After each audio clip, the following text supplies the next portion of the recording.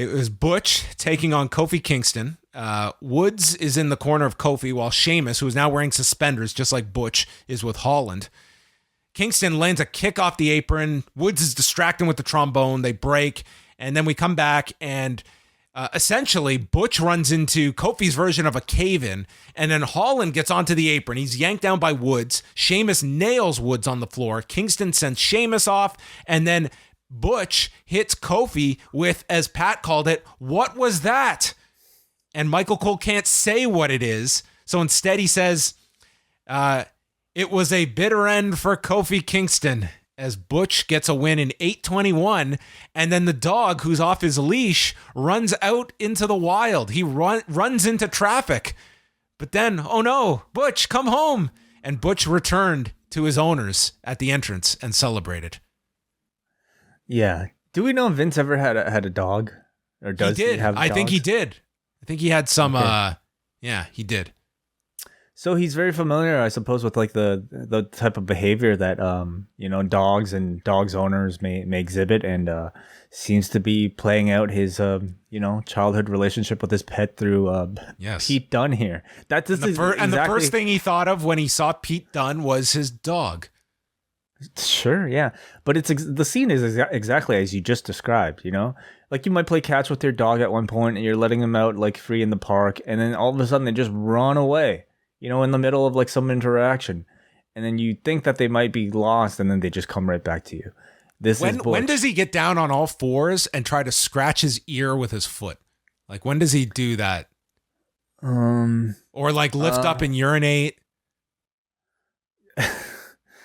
Well, I say this half jokingly, but only half.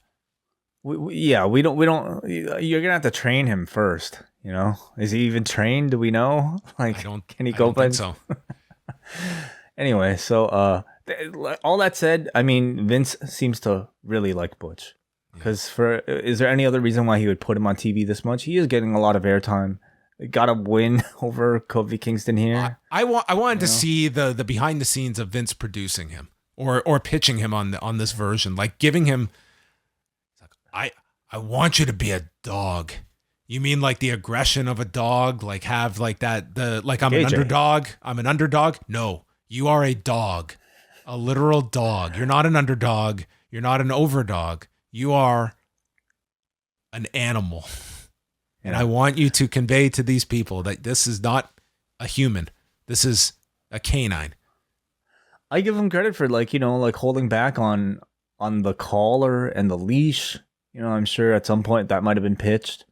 Have like Sheamus and Holland, have him on a leash, maybe, or one of those like the tapey rewindy things that you see. They could put when it's winter, they could take him outside and put the little like boots on.